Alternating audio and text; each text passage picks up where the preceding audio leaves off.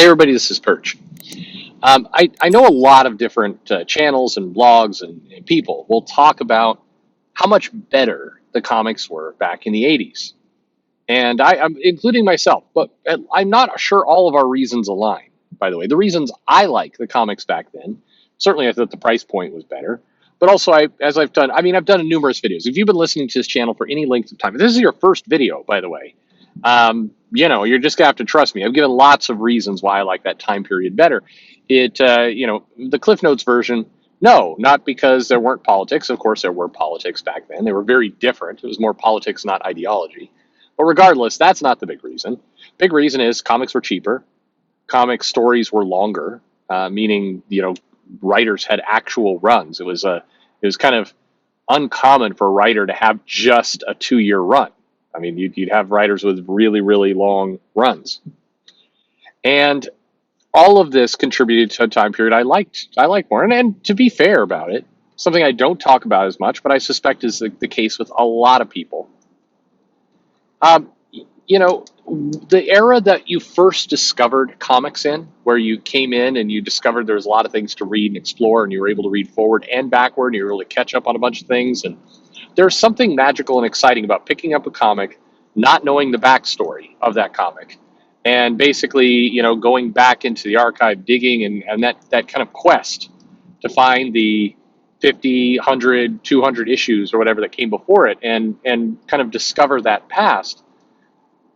That was exciting. And so a lot of people, when you first get into comics, that tends to be your favorite era. But I want to throw one more thing out there that bears mentioning. And here's a just something to think about. I'm not sure I agree with all that I'm about to say, but it's a way to look at things. Right now, at your fingertips, you can basically, if you're listening to this on YouTube, and I'm sure you probably are, you can very quickly search any creator out there into YouTube, and you will find probably lots of videos analyzing and discussing it. If you want to learn what the internet thinks of Captain Marvel, put in Captain Marvel opinions, and you will get thousands of videos. Your hardest thing is going to be to sort through the comics versus the movie. You're going to get a lot. We live in a time period right now where everything is exposed. What the creators do, what they like, and in many cases, by the way, the creators are doing it to themselves. It's not like people are digging through their trash to figure out who they're voting for. Creators are going onto social media and just telling people. And they're telling bad jokes, and they're sometimes expressing their weaknesses, and sometimes they're trying to be, relatable on Twitter, and it just comes off as off-putting. Sometimes they will, get drunk and drunk type things in. Sometimes they'll try and be self-deprecating as a way to make themselves appear more humble. Lots of things are going on. But you also hear about their scandals. Within, hours, you will hear if a comic creator has been arrested, if they were at a protest, if they have a sexual allegation against them, if they did something that, a whistleblower is coming out and talking about. All that stuff is immediately out there. And many of us, including me, we run out and we do videos commenting on it, just giving us, here's the play-by-play, here's what we think. John Kent is revealed to be bisexual. DC spoils it a little more than a month beforehand. And why did they spoil it? I guess it's National Coming Out Day, so they wanted to get a news story out there. So they're willing to spoil kind of 2 months of comics in order to do that. And a lot of channels, a lot of people, a lot of article writers, etc., quickly give you their opinion, including me. I'm not saying I'm not. I'm doing it.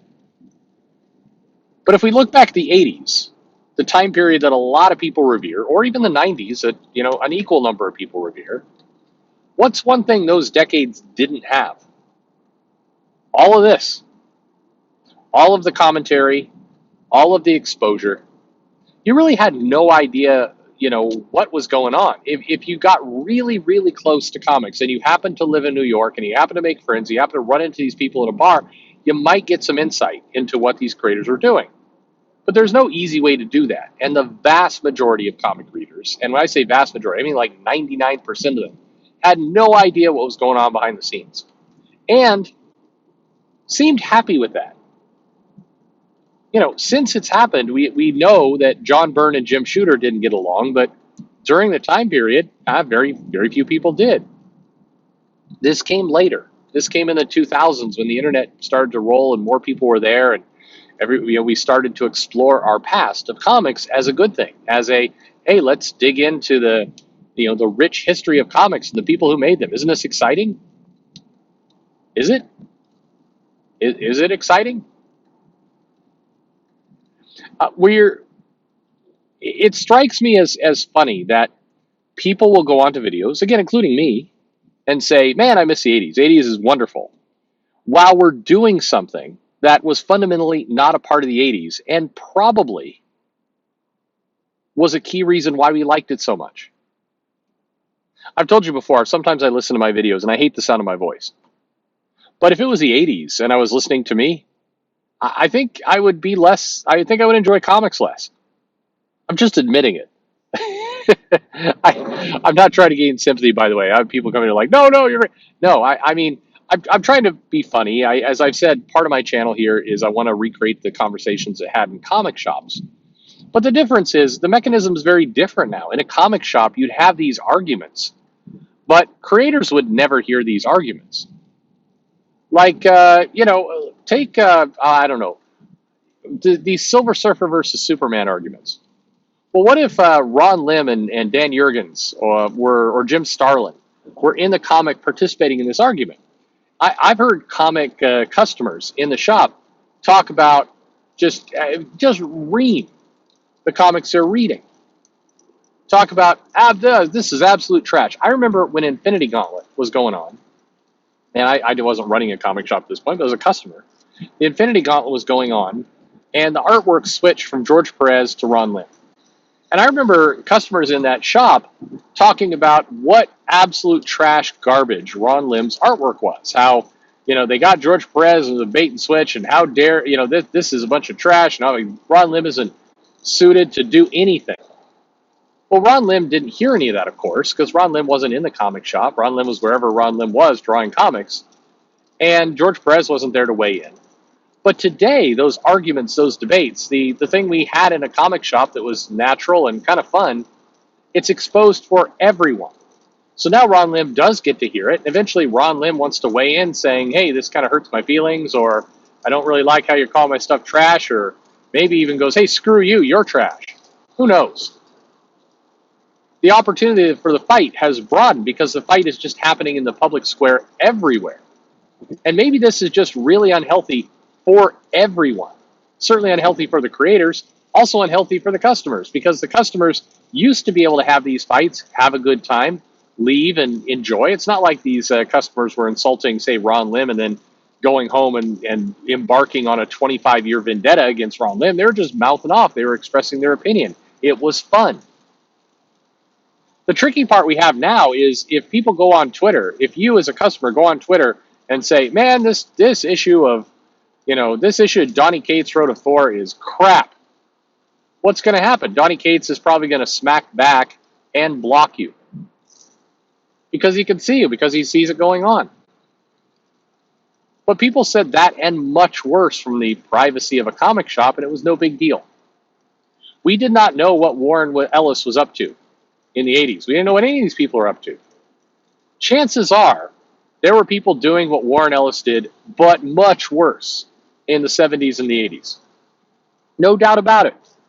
Cameron Stewart, some of these other names that have come out, absolutely, they had the same problems, the same baggage. The difference was there was not massive analysis of it. There weren't people who felt like they needed to come in and weigh in one way or another. There weren't people who felt like they needed to get into the brawl. There weren't people who came in and said, I need to support women, so screw you, Warren Ellis, or I need to support Warren Ellis. These women are lying. There was none of that because you just didn't know. The private lives of these creators were, private. And again, I'm not arguing that, the fans are to blame. They all should shut up and not communicate. Because again, the creators are posting this stuff themselves. When you see Chris Conroy talking about, I don't know, just being too depressed to read email, and you're like, well, you're a senior editor. Shouldn't you read email? I mean, that seems like a logical thing to say.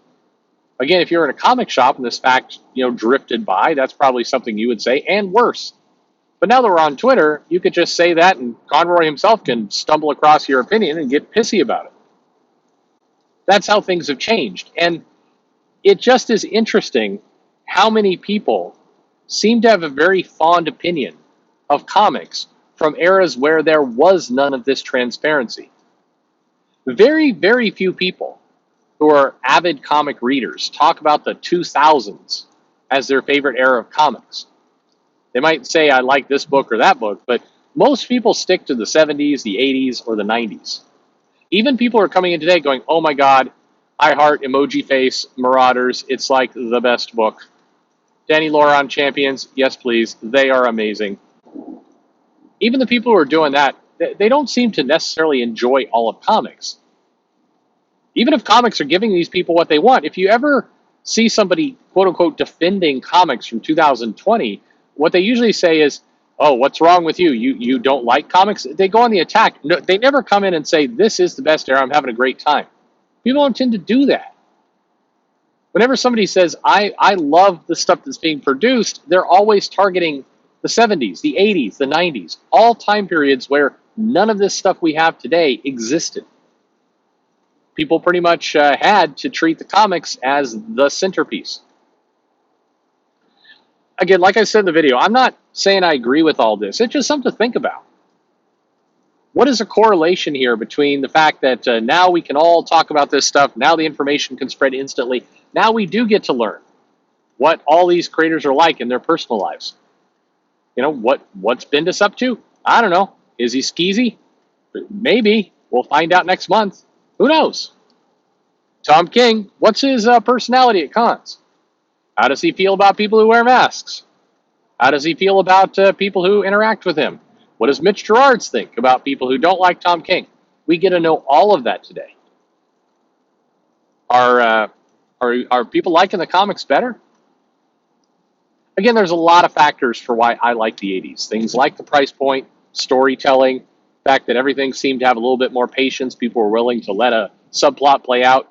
Villains were actually threatening, and people put a lot of emphasis into making real threats for comic characters. A lot of things there. But one thing we didn't have was all this other social media, all the news, all the websites, the blogs, the instant communication, the insight into their lives. Maybe, just maybe, I liked comics better when I had no idea who was working on it beyond the name on the page, and occasionally, John Byrne would draw himself into the comic. A lot of my early knowledge of the Marvel editorial staff came from John Byrne drawing them into She-Hulk. Hey, here's Wheezy. Oh, cool. That's Wheezy. All right. I got to know Wheezy as a cartoon character before I ever really got to know Wheezy. It's crazy how this happens. Feels like that might be a little clue as to why people like that era better. They knew less. Kind of weird to think about, right? Anyway, let me know your thoughts on the below. It's just a theory, nothing serious, nothing groundbreaking. Just an interesting observation. More and more, I just wonder how much the exposure to the stuff behind the scenes has actually taken the spotlight right off the comics that we love, the things that are supposed to be center stage, and maybe the fact they're not center stage anymore is a big reason why people seem a lot less invested in those things. In addition to price and storytelling and lack of good villains and cheap stunts and the fact that you're willing to spoil your storylines for an article in USA Today rather than just let customers find out. But outside of all those other things, something to think about. Let me know in the comments below. Like and subscribe, as always, and thank you. And thanks for listening.